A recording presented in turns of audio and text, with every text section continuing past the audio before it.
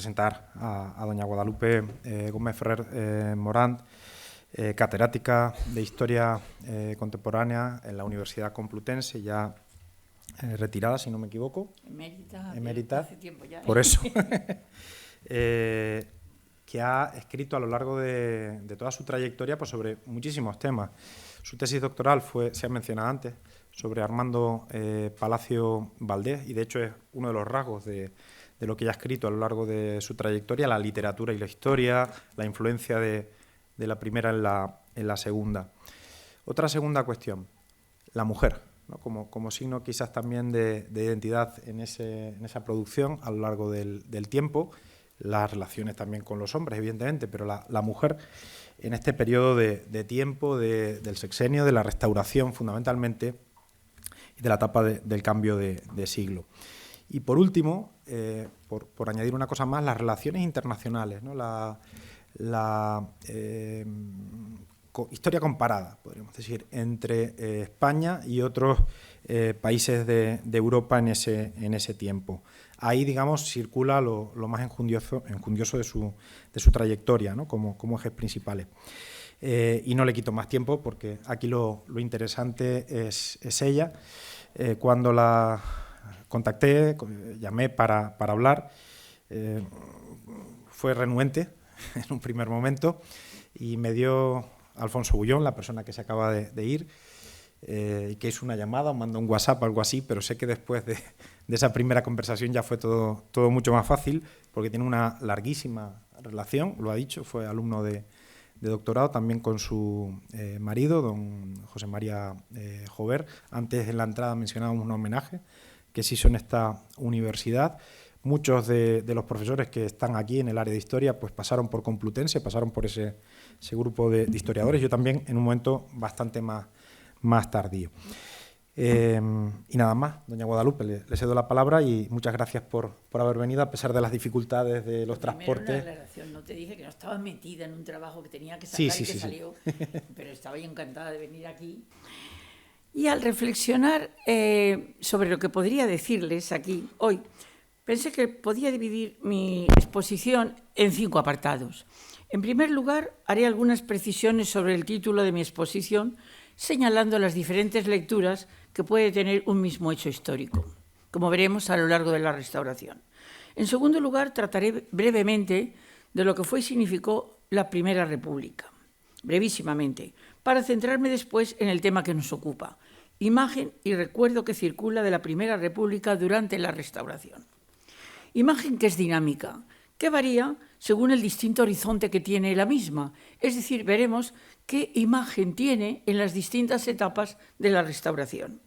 Terminaré comparando el recuerdo que se tiene de esta república en el segundo lustro de los años 70, la imagen que se hace, con el que se pone en marcha en 1911, es decir, a lo largo del primer decenio del siglo XX, sobre todo en el caso de Benito Pérez Galdós con los episodios nacionales, con 2 episodios de su quinta serie, la Primera República y de Cartago a Segundo. Él pensaba tratar los 2 años de la Primera República, pero realmente la mayor parte se centra en el año 73. ¿Por qué voy a hacer esto? Voy a hacerlo para señalar la diferencia que existe entre esta acuñación que se hace de imagen conservadora, muy ideológica, muy marcada por la idiocracia en el segundo lustro de los 70 y el que aparece ya en otro nuevo horizonte mucho más moderno, comienzos del siglo XX. No voy a entrar, pero es evidente el uso que puede hacerse y que se hace de la historia aprovechando las conmemoraciones, los centenarios y otros eventos, falsificando de alguna manera o dando otro horizonte a lo que verdaderamente ocurrió. Es bueno tener presente que lo ocurrido en un tiempo pasado puede plasmarse en la historiografía, en la literatura, en el arte, en festivales, en prensa, en monumentos o en sermonarios. Obviamente hoy me voy a reducir exclusivamente al ámbito de la historiografía y la literatura. Al abordar el tema, bueno será recordar que de la misma manera que un texto, una novela o una película pueden ser objeto de distintas lecturas e interpretaciones según el momento o el lugar en que se vea también el punto de vista del que la ve, la lectura de un determinado hecho histórico puede ser objeto de interpretaciones que desbordan ampliamente lo ocurrido, pero que lo dotan de una entidad no menos real en su existencia mítica. Y es así como se van creando unos mitos que no se corresponden, de hecho, con lo ocurrido, es decir, unas ideas, una memoria que no se corresponde, de hecho, con lo ocurrido. Y ese deslizamiento hacia la acuñación de otra primera república es lo que aparece en la España de la Restauración. Otra primera república que no arroja nuevos datos sobre lo que pasó, sino que manifiesta sobre todo el horizonte político y sociocultural en que se va gestando el recuerdo de lo ocurrido. Vamos pues a ver la historia del 73 proyectada en décadas posteriores, unas décadas en las que se verá alterada por los componentes ideológicos y mentales del horizonte en que se escribe, y experimentará una serie de cambios que permiten hablar de otra historia de la República. Es decir, van a dar a una imagen y a un recuerdo que ciertamente no se correspondía exactamente con la realidad de lo ocurrido. Se trata de otra realidad, de otra historia que arroja luz no sobre los acontecimientos a los que hace referencia inmediata, sino sobre las situaciones posteriores atravesadas por diferentes ideologías y mentalidades.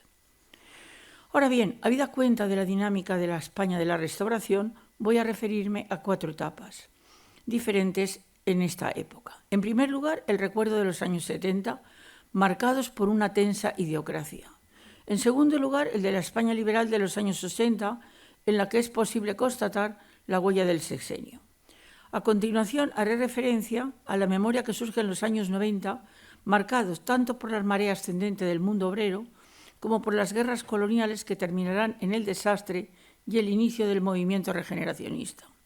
Finalmente, me permitirán que me largue un poquito más en el tiempo, como os decía, primera década del siglo XX, para hablar de Galdós, para incluir las reflexiones de don Benito que aparecen en 2 de sus episodios nacionales, la Primera República y de Santiago Sagunto, para ver el contraste con la imagen acuñada en los primeros años de la Restauración.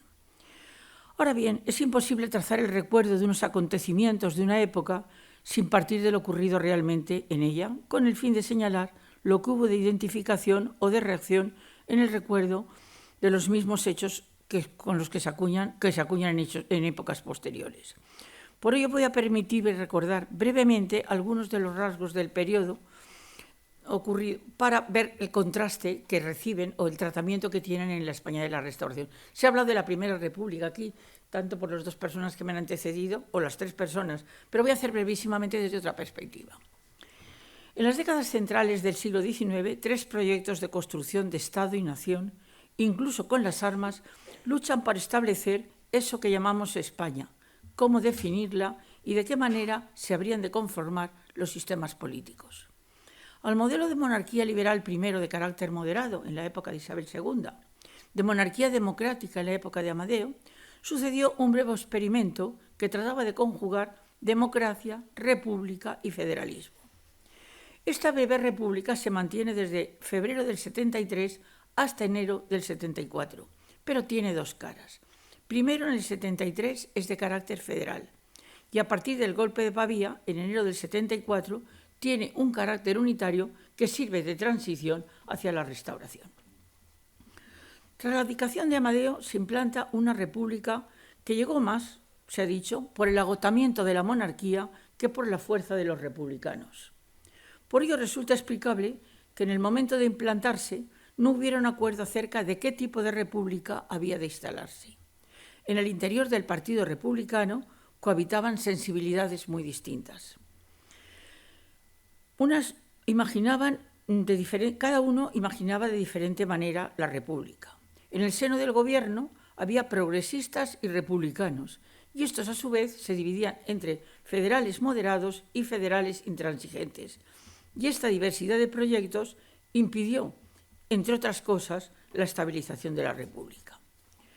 Muy significativo a este respecto resulta el discurso de Pi Margall que pronuncia en la Asamblea Nacional el 11 de febrero, en el cual reconoce que la solución adoptada en aquel momento no es la definitiva. Nosotros, bien lo sabéis, somos republicanos federales. Nosotros creemos que la federación es la resolución de los problemas de la autonomía humana. Nosotros creemos que la federación es la paz por hoy en la península y más tarde lo será en Europa entera. Pero nosotros entendemos que es preciso que todos hagamos algún sacrificio de nuestras ideas, sin perjuicio de que mañana vengan las Cortes para establecer cuál debe ser la forma de la República. Como ven, había una indefinición. En aquel momento se aceptó la República y ya veremos lo que ocurre después. Por ello hubo discrepancias en el momento de elaborar la Constitución. Se propusieron dos textos en los que se manifestaban las dos corrientes del federalismo español, uno de derechas y otro de izquierdas, que se diferenciaban en el terreno ideológico, político y constitucional. Ideológicamente, unos eran reformistas y otros radicales. Políticamente, unos eran partidarios del federalismo de arriba abajo y otros de abajo arriba. Y constitucionalmente, unos eran seguidores del proyecto de Castelar, que partía de la región histórica para configurar el Estado, y otros se inclinaban por el proyecto de la minoría intransigente de Díaz Quintero, para el que el Estado debía partir del cantón de la provincia. En fin, los debates parlamentarios en torno a la Constitución cohabitaron desde julio con una situación especialmente difícil para la estabilización de la República. Había indisciplina en el ejército y había una atonía en las Cortes Constituyentes en las que apenas la mitad de los diputados participaban en los debates, pero sobre todo la República tenía que hacer frente a dos guerras, la guerra de Cuba y la guerra carlista en el norte, a la cual desde el verano del 73 se suma el movimiento cantonal que tiene que movilizar al ejército. Este movimiento cantonal se instala fundamentalmente en la fachada levantina y meridional de la península, que se siente impaciente por establecer una república federal de abajo arriba, sin esperar a que las Cortes Constituyentes alumbraran la Constitución. Era un movimiento cantonal que fue rápidamente sofocado en el sur peninsular y solamente quedó en el sureste un cantón, el cantón de Cartagena, que se va a rendir el 12 de enero de 1874, ya empezada la República Unitaria. Pero este cantón tiene unos rasgos muy diferentes, tanto en cuanto a respeto a la vida humana, en respeto a la religión, en respeto a las acciones que los movimientos del sur. Y a esto se han referido muchas veces hablando de una utopía más que a los movimientos del sur.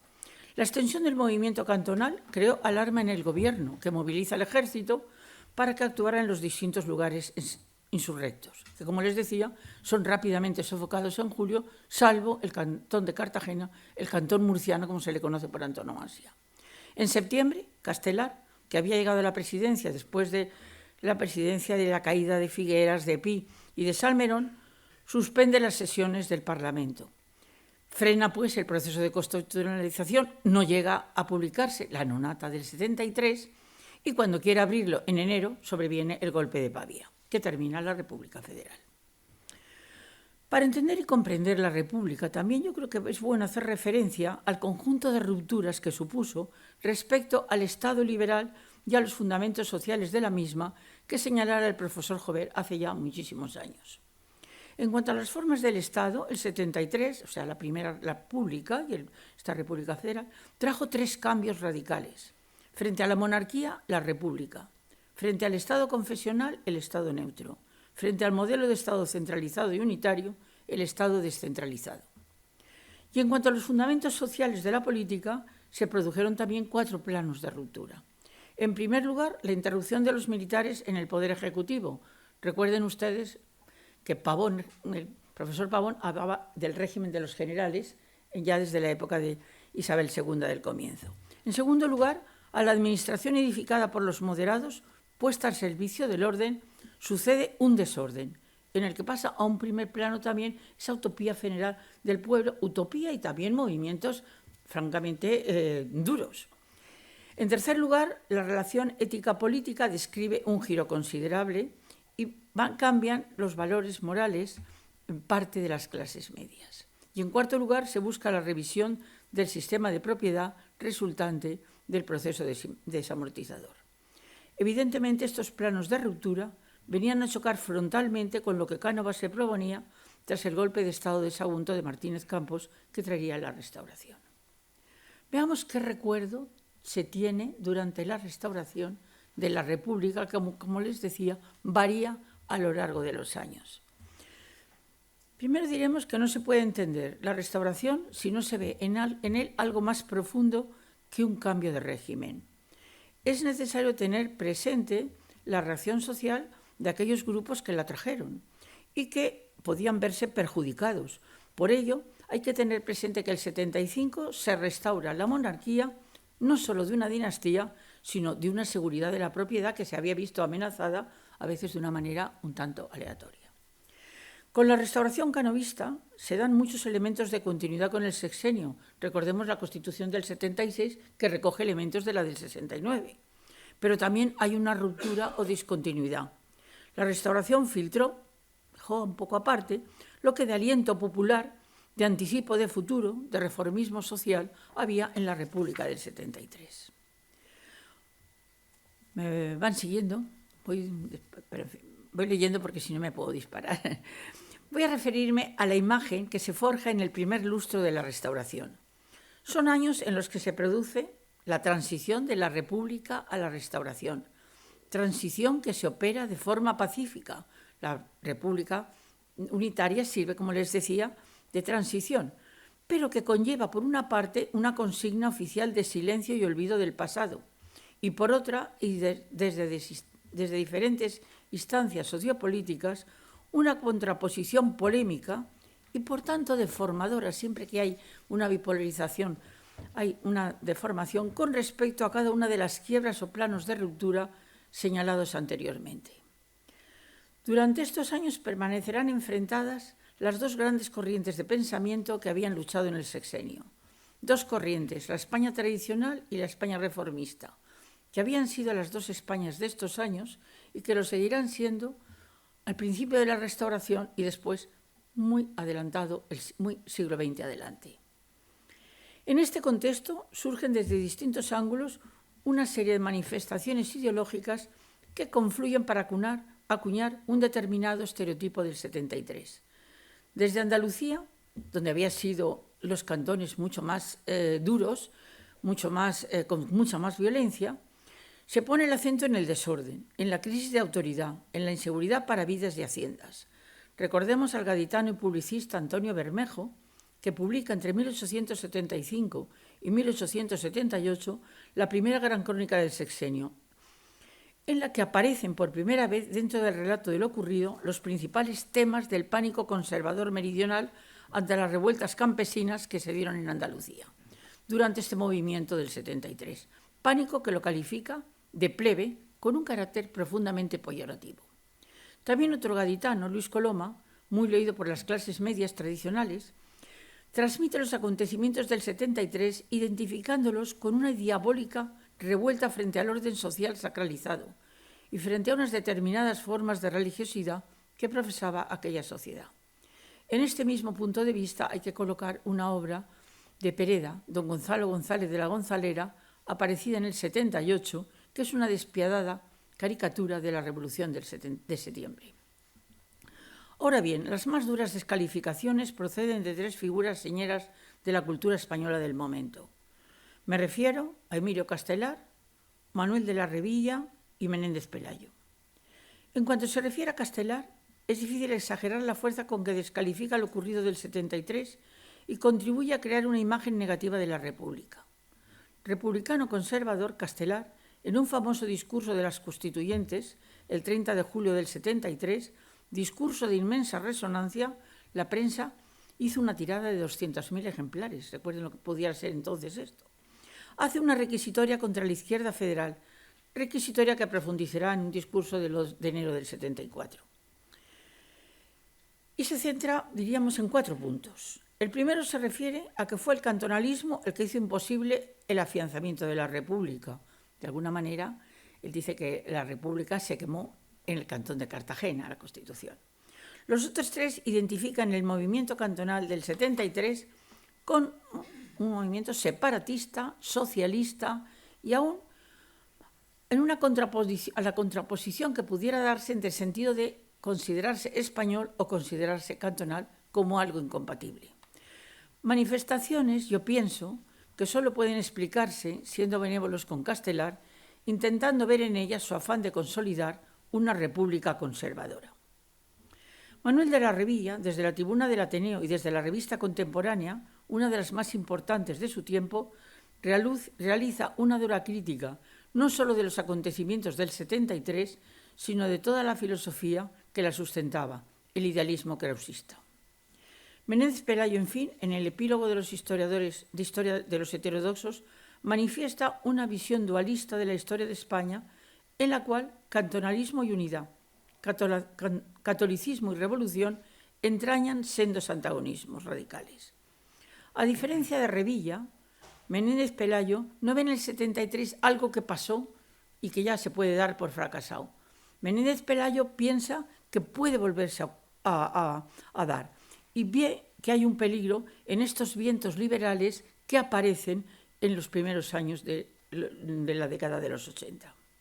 En suma, la imagen del 73 forjada durante este lustro de intensa pasión polémica tiene una connotación negativa y se instalará en la memoria de los españoles durante la época de la Restauración, y aún después inhibiendo, salvo contadas excepciones, toda tentativa de reconstrucción histórica.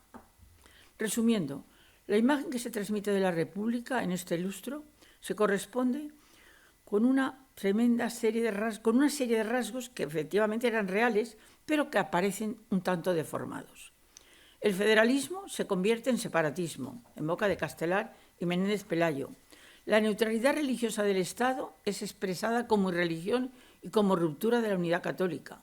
Bien es verdad que ayudaron algunas medidas adoptadas en Cataluña y en Andalucía.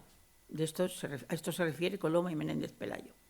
El predominio del poder civil es traducido como crisis de autoridad, haciendo referencia al desorden que existe en la España meridional y levantina, pero que recibe este desorden un juicio mucho más duro que la Guerra del Norte, que evidentemente era también muy dura y sangrienta. De esto habla Bermejo y Menéndez Pelayo. La vigorosa proyección utópica del 73 es designada como utopía, pero dándole al término utopía una connotación totalmente negativa, como un sueño irrealizable con un significado de falta de sentido común. Las actitudes críticas y reformistas ante las formas de propiedad establecidas y sacralizadas tras la desamortización reciben el nombre, por tímidas que sean, de socialismo, Castelar. La misma forma del Estado propia del 73, la República, será considerada en el lenguaje coloquial como sinónimo de anarquía, de desorden. Es curioso que una séptima entrada del diccionario de la Real Academia del 70, la voz república aparece, lugar donde reina el desorden por exceso de libertades. Y esta consideración se ha mantenido en la mentalidad de un amplio sector de las clases medias hasta muy avanzado el siglo XX. Yo recuerdo que cuando le presenté a mi abuela, a mi marido, entonces novio, que era cartagenero, dijo, revolucionario, revolucionario, con un afán como despectivo, diciendo, ¿quién nos vas a traer a la familia? Una familia, en fin, que tenía de bien en aquel momento. Concluyamos que con la reacción conservadora de la Restauración se acuña una imagen que podríamos decantar así, de desorden, separatista y religiosa, falta de autoridad, plebeyez, socialismo, utopía, y esta en el sentido más peyorativo y más vulgar. En fin, la imagen legada por la década de la idiocracia será contundente en Castelar. Será contundente. Castelar lo hizo desde el punto de vista de la política, Bermejo de la historia, Coloma de la religión, Revilla de la filosofía, Menéndez Pelayo desde el nacionalismo. Todos hacían confluir las negaciones sobre la República del 73, sobre las que además pesaba un hecho evidente, la de su fracaso. La segunda etapa que me propongo recordar se corresponde con los años 80 y tiene una fisonomía cultural y política muy distinta de la década anterior.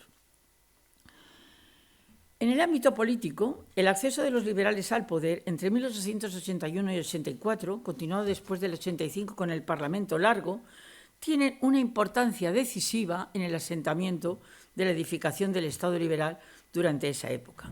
Recuerden también que en el 83 se crea el Instituto de Reformas Sociales, que indaga sobre las condiciones de vida de las clases trabajadoras. De 1887 es la Ley del Trabajo y la Ley de Asociaciones, y en el 90 se implanta la Ley del Sufragio Universal. Es decir, tenemos una apertura del primer ambiente que, lógicamente, era mucho más contrario, mucho más de reacción frente a lo que había ocurrido anteriormente. Y en el ámbito de la cultura se observa un gran salto adelante. Se inicia la llamada Edad de Plata, que cubrirá este siglo y el primer tercio del siglo XX. La novela de esta década, realista y naturalista, nuestra gran novela, manifiesta claramente la diferencia con las que se hicieron en el finales de los 70. A unas novelas de tesis que presentan en blanco y negro personajes y situaciones, sucede una novela mucho más atenta a la realidad, a toda la tradición costumbrista. Recuerden que aparece en 1885 La Regenta y 2 años más tarde los 4 volúmenes de Fortunata y Jacinta y todas las novelas de Pardo Bazán, de Palacio Valdés, etcétera, que no es necesario recordar. Por otra parte, en esta década se produce un acercamiento hacia lo acontecido en la República desde un ángulo distinto. Se intuye que las ideas no habían contenido solas, que estaban encarnadas en personas y en buena medida en esa plebe y que ahora en un horizonte positivista se tiende a reconocer en su verdadera realidad, no en la pintura blanco y negro de los 70, y recibe el nombre más digno de pueblo. Ya no es pues la plebe del Pablo Coloma o de Bermejo, sino los dignos personajes populares de Pardo Bazán o de Galdós.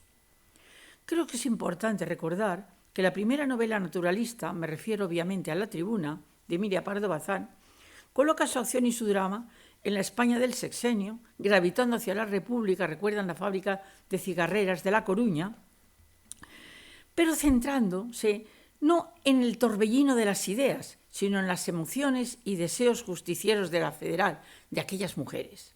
Esta novela no se refiere a los aspectos políticos, constitucionales o religiosos del 73, sino que lo que emerge en ella es el componente popular que impulsó los movimientos colectivos, a veces un afán de justicia.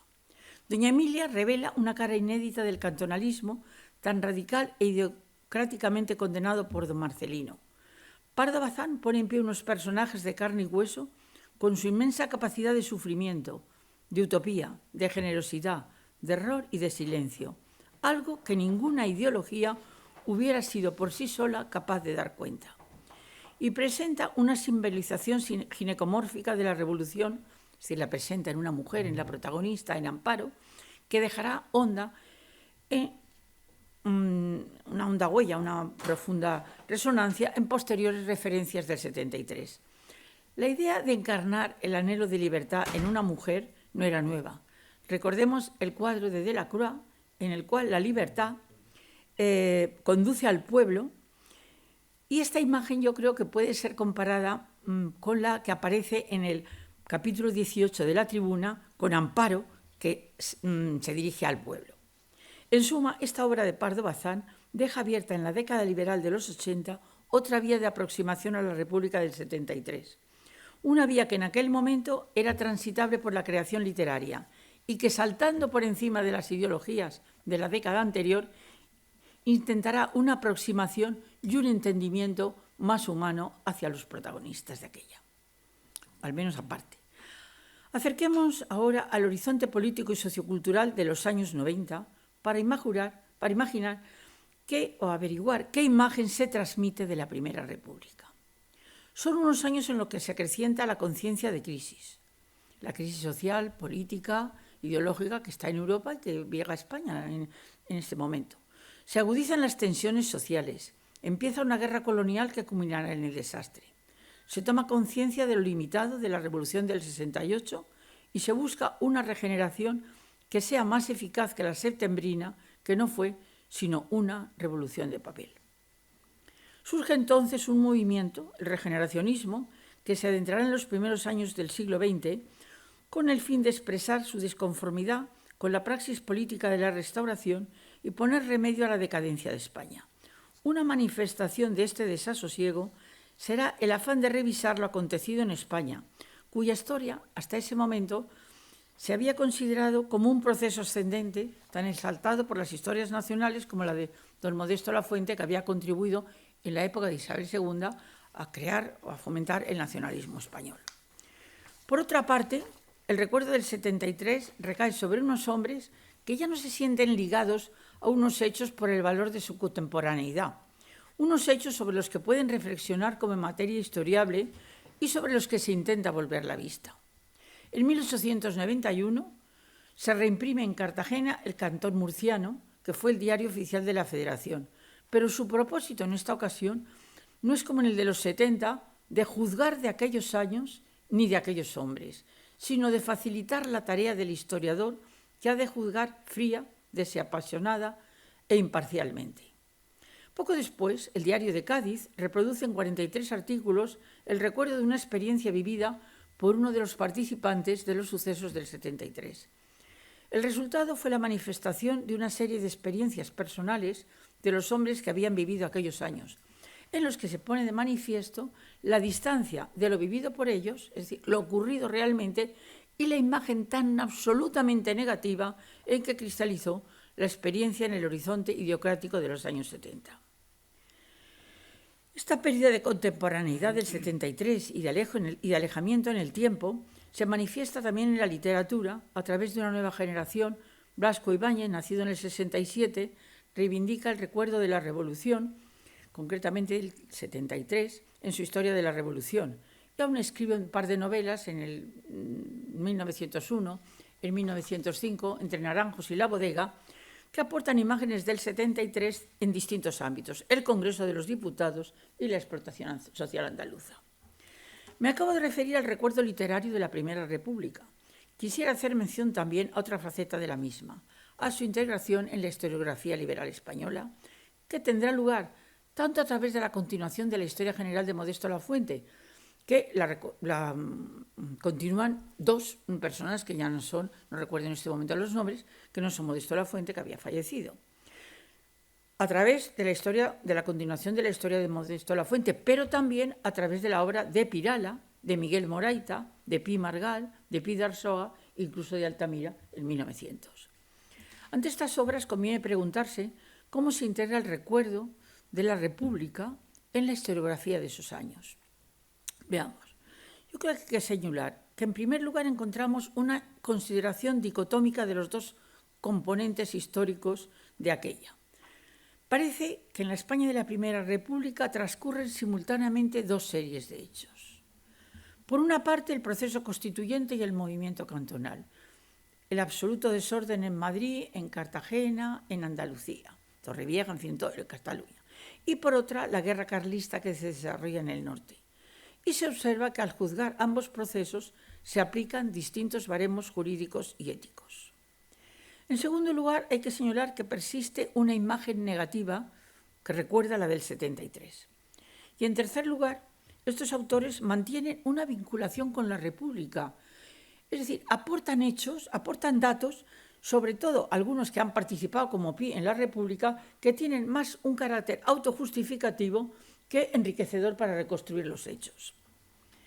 Finalmente, conviene recordar que a la altura de 1890, en estos años, se vierte sobre la República la acusación de ilegalidad, acusación que no deja de ser un tanto chocante si tenemos en cuenta que la República había sido un régimen legal, tal vez el más legal de los últimos regímenes españoles, por ser el único que no debió su advenimiento a un golpe militar. Adentrémonos finalmente en la primera década del siglo XX, en la que vamos a ver cómo el recuerdo de la República experimenta una nueva orientación.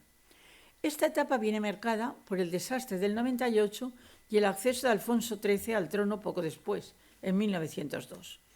El desastre supuso una quiebra ideológica, pero no política. El nuevo reinado marca una continuidad formal con el régimen de la Restauración, basado en la vigencia continuada de la Constitución del 76, que, como saben ustedes, durará hasta el 31.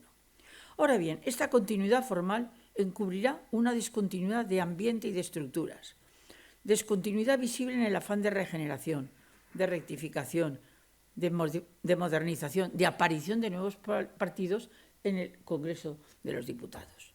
Durante estos años hay que señalar que en el pensamiento conservador el 73 ha perdido la fuerza de símbolo socialista tras las manifestaciones y las huelgas de los 90, los sucesos de Jerez del 92, la Semana Trágica, pero sobre todo tras el ordenado avance del movimiento socialista en aquel momento. Y que el 73 ha perdido también su fuerza como símbolo separatista porque en los años 80 ha aparecido esta eclosión del regionalismo, que es bien acogida por la Restauración. Recuerden que Menéndez Pelayo preside los Juegos Florales del 85 en Barcelona y habla muy bien de la lengua catalana. Pero, por otra parte, también en el pensamiento liberal republicano o en la mitología liberal republicana, como quieran ustedes hablar, del 73, ha perdido su fuerza también la obligada referencia a su carácter retrospectivo. Para lo sucesivo, el problema no consiste ya en polemizar sobre la ocasión perdida, aquello que ocurrió, sino que integrar aquella experiencia en un proyecto de futuro. Ver cómo se puede proyectar, qué se puede hacer, qué ha fallado. En esta década, un conjunto de intelectuales llamado gente vieja o gente nueva, refiriéndose al 98, según la generación a que pertenecieran, se plantean una serie de problemas y se acercan al pasado para tratar de ver qué ha motivado la mala situación de España y señalar las posibles soluciones. El profesor Suárez Cortina ha señalado la atracción que en este contexto tiene el sexenio democrático, sin duda porque representa, en la España de fin de siglo, el primer gran fracaso de democratización y constituía un referente imprescindible para todo proyecto de reforma. Tal vez convenga acordarnos de Blasco Ibáñez, que les decía hace un momento, que si bien se identificaba con Moraita, con Pirala, con Pillarsoaga, en el carácter polémico que daba a lo ocurrido en la Primera República, a diferencia de ellos, tenía un carácter apologético acerca de la Revolución.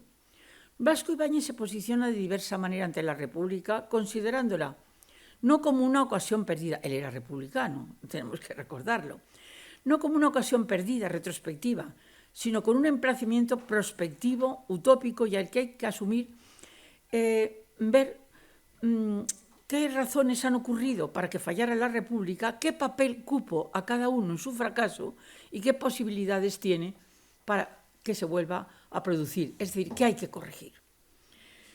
Antes de referirme a la imagen que transmite Pérez Galdós de la Primera República, que como les decía me voy a referir a ella directamente, conviene hacer dos observaciones. En primer lugar, hay que recordar que en la primera década del siglo XX la República, a nivel general, era vista como el régimen que debía hacer de España una nación moderna de ciudadanos conscientes, por supuesto por una parte del país, pero existía. Pero con la convicción de que los españoles no la alcanzarían si antes no la merecían. Es decir, la República no podía sentarse en cualquier momento y en cualquier situación. Se requería una preparación adecuada. En segundo lugar, conviene tener presente el compromiso político de Galdós por su pertenencia en esos años a la conjunción republicano-socialista, lo que determina una carga testimonial y utópica al referirse a los hechos historiados en los dos episodios. Y tener presente también, me parece muy importante, que Galdós utiliza la palabra república en estos episodios con una carga utópica, que viene a contraponerse a todo lo que significaba la palabra restauración, de algunos de cuyos aspectos él se sentía desengañado. Pero la República fracasa, y al plantearse el porqué de su fracaso, Galdós mantiene una posición crítica bien distinta de los Pereda o de los Castelar de los primeros años de la Restauración. Galdós adopta una actitud de comprensión ante lo ocurrido y reparte las culpas entre los dirigentes de la República y los autores del movimiento cantonal del verano del 73. Ante los cantonales, condena su insensatez y su falta de racionalidad política, pero participa de la ética que los movió, el afán de justicia que les movió, aparte de ellos, y mantiene una actitud de comprensión y simpatía. Y frente a la clase política mantiene una postura negativa. Cree que no estuvo a la altura de su misión, que sus cuadros dirigentes carecieron de energía, de realismo, que anduvieron sobrados de ingenuidad y de idealismo para defender y consolidar la República. Don Benito reparte entre los dos campos su comprensión y su simpatía. Galdós renueva el planteamiento de la República.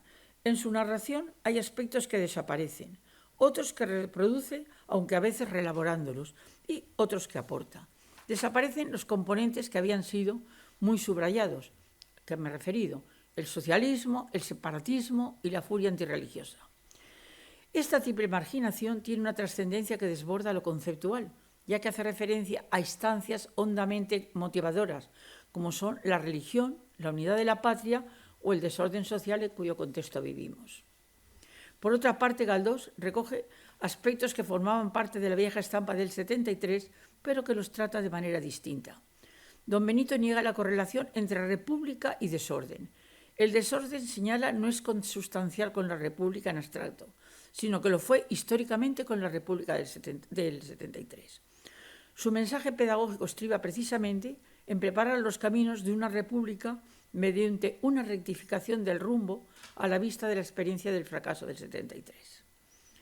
Y también Galdós renueva el planteamiento de la república aportando nuevas visiones. Da un giro a la imagen de lo que se acuñó en el 70 y ve que república y federación son inevitables objetivos del futuro, es decir, salva el contenido utópico del 73 y salva también su contenido nacional. Frente a la visión Menéndez-Pelayana, que dejaba la república no solo al margen de la trayectoria nacional, sino frente a ella misma, Galdós la reintegra en el proceso de una historia nacional a través de los episodios, inventariando sus fallos, pero señalando su significación historia por considerarla como un frustrado precedente de una España más humana y más fuerte. Recordemos también su pertenencia en esos años al movimiento de conjunción republicano-socialista. Y es que para Galdós el mundo político y social de la República del 73 no es un comportamiento estanco de partidos que libran la batalla por su supervivencia o su hegemonía.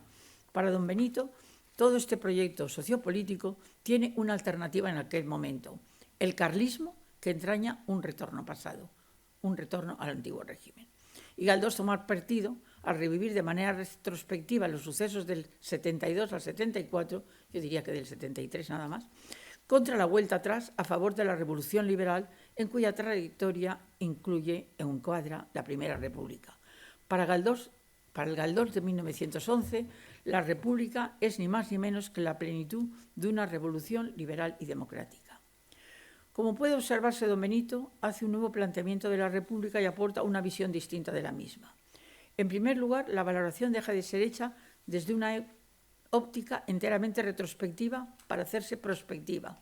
Se trata no ya de condenar lo que no es ni debe ser en el presente, sino de discernir las posibilidades creadoras y los riesgos que alientan para el futuro en una experiencia política que fue frustrada. En segundo lugar, la imagen cobra una nueva dimensión. A la vieja simplificación maniquea en blanco y negro sucede una imagen más compleja y contradictoria, más humana y tal vez más histórica. Y ello no tanto por la evolución biográfica y el compromiso político de don Benito, que también, sino por los cambios sociopolíticos y culturales que se han producido en las últimas décadas, para los que Galdós, sin duda, muestra una gran capacidad receptiva. En fin, como señalé al inicio de mi intervención, un mismo hecho histórico puede ser objeto de distintas lecturas e interpretaciones en función de la persona que lo escribe, del horizonte histórico en que se inserta e incluso de los fines para los que se utiliza. Tenemos muy reciente. Tarea del historiador es tratar de salvar lo ocurrido con la mayor objetividad y verdad posible. Muchas gracias.